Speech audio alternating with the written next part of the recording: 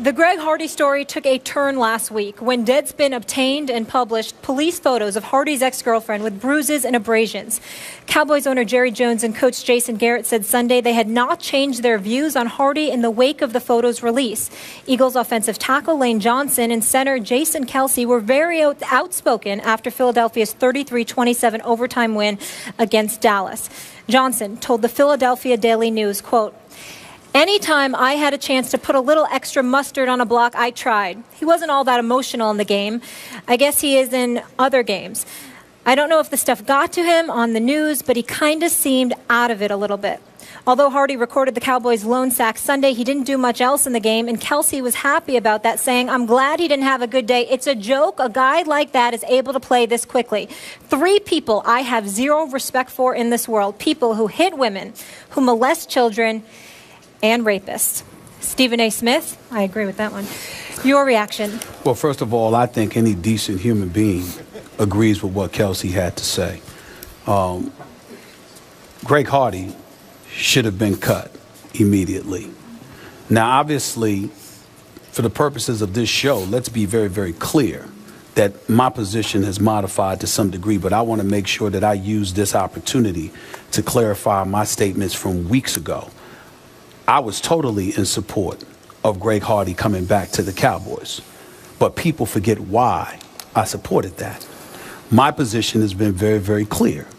You were convicted on a bench trial of domestic violence. You appealed that decision. Ultimately, it was supposed to go to a jury trial, but they could not find the victim, and as a result, the case was thrown out. Okay?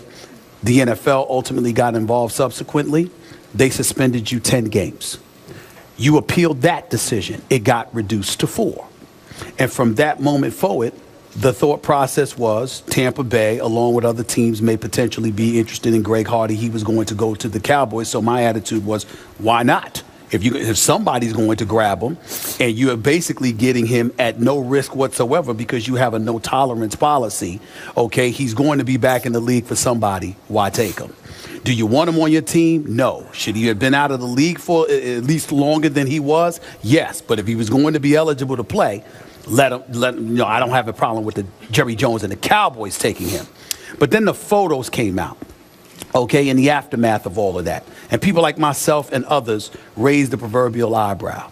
There are some people that are going to have a problem with that. I'm here to tell every woman in the world, you have a right to have a problem with that. Because the reality of the situation is that it shouldn't take photos for us to come to these conclusions. But what you have to accept as a part of our reality is that visual matters. It's impactful. No matter what you read or no matter what you hear and no matter how we should absolutely positively feel, the visual has a profound impact, and it can alter your thinking and elevate your level of sensitivity even more so. I could read about domestic violence and find it incredibly appalling and something needs to be done, just like I read that police report. You could sit there and say this guy deserves to be suspended, he deserves to be cut, etc. But you have a at least slightly different emotion when you see and visualize what has transpired. And when I saw those marks all over that young lady, I remember Greg Hardy categorically and emphatically proclaiming his innocence and how she was lying and she did it to herself and all of that stuff. I believed he was lying, but when I saw those photos, I knew he was lying. And there's a difference in that. And so that's where we are right now. It's sad, and I think that right now the attention needs to be brought to the Dallas Cowboys because Jerry Jones hadn't seen these photos. And apparently he was given by Hardy and his representatives at least slightly different picture than what we ultimately saw. That should be excuse enough for Jerry Jones to sit there and modify his form of thinking and get rid of Greg Hardy. But the NFL had seen the photos, right? The Players Association had seen the photos. But you also have to understand, first of all, as it pertains to the NFL, they did what they could do. They suspended the man for 10 games, but they have a system that they have to operate under, and he was allowed to appeal. The Players Association, regardless of how much it may disgust everybody, you have union representation, and it's their job to come to your defense, regardless of how reprehensible that you may be. We live in a society with we've got vicious criminals, murderers, and what have you. What's the first thing we say? They're entitled to representation. So it's something that comes with our society. We may not like it, but it's the reality. So we can't blame the Players Association but so much. We can't blame the league but so much. But in terms of the court of public opinion, I think we've seen enough. I think we know what time it is. Okay. I certainly agree with everything you just said. But here's why I can't get worked up about cut him right now. Sure. What did I tell you when my team that I root for signed Greg Hardy? You didn't want it. I was ashamed of it. I told you he's a despicable human being, and I don't want him on the team I root for because it's going to force me by association to root for this despicable human being. And I got to tell you, last night, my emotions were torn. They were mixed because this guy is more trouble than he's worth. I mean, I didn't want him on in the first place. And then he's got such anger management issues that we saw what happened the last game in the huddle and all that. But last night he gets a 15-yard penalty for a personal foul at the end of an Eagles extra point. Yes. I mean, he's just out of control. It's just like, get him out of my sight. I'm embarrassed. And what did I tell you after he did his first interview session? And he was so remorseless and so insensitive in his remarks that he made. I told you, I'm ashamed of my team. He's on my team. He's in my locker room doing this session. It made me sick at my stomach.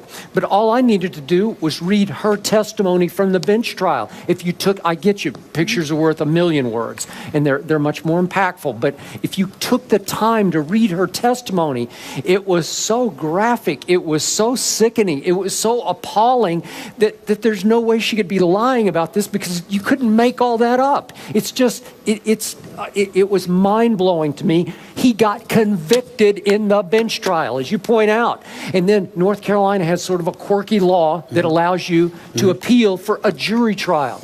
She did not participate, and the authorities said she was paid off before the jury trial.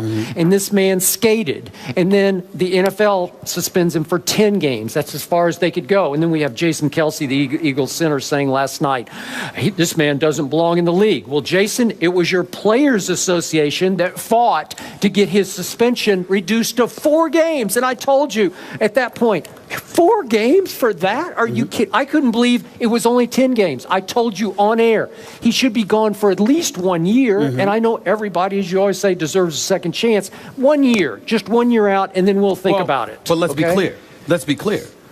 I never said he didn't deserve a year. Okay. Let's be clear. I never said that, you know what, he didn't deserve to be suspended. What I said was the Cowboys had acquired him after he was handed the 10-game suspension. So the point is, we spoke about Hardy in the aftermath of the Cowboys signing him, which ultimately was in the aftermath of him being approved to come back into the league after 10 games. Yeah. If we had the choice, there is nobody, particularly in the aftermath of Ray Rice, and to a far lesser degree, Adrian Peterson. After all of that went down, there isn't a soul alive with a speck of decency that would not have sat up there if we had the choice and said he needs to be gone for the year, especially since last year when he was on the commissioner's exempt list, he still got paid $13 million.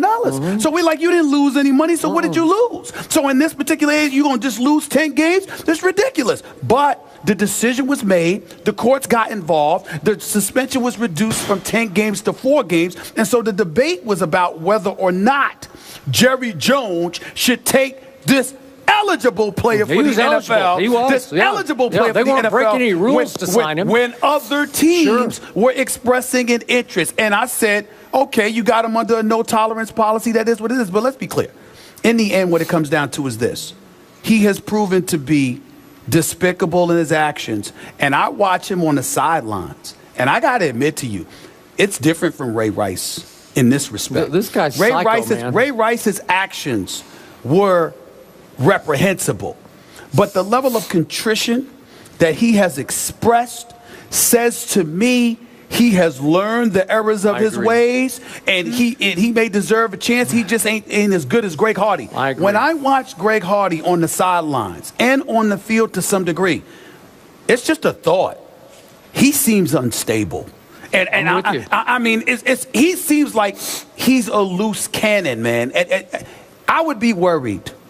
I would be worried if I was around Greg Hardy. I'm talking about anybody should be. I think there's a reason. There's something wrong there. More trouble There's than he's something wrong. worth. Go ahead. Yes. Exactly. I just wanted to say quickly, I wish that charges were still pursued by the legal system, regardless if the victim pursues them. So I guess, my main issue is there, and that's out of our hands. But the one other thing I want to say is I was reading on Twitter, and so many people were saying how Nicole Holder was paid off. She just wanted the money. How about she's traumatized? This man threatened her life, was a complete monster to her, and she doesn't want to relive this every day and see him in court. So she agreed to terms. Maybe she was scared. Well, good point. I hate that angle, Yeah, that but- she's a gold digger. It's ridiculous. Ignore those fools. Here's the deal.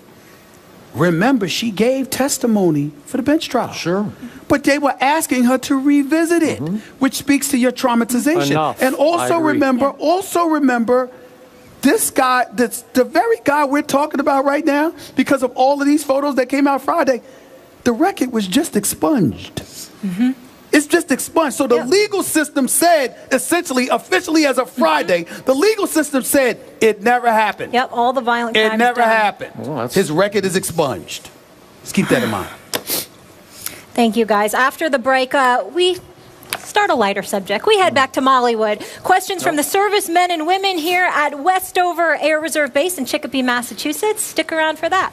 The fans are taking control. I love it. Direct access to you, too.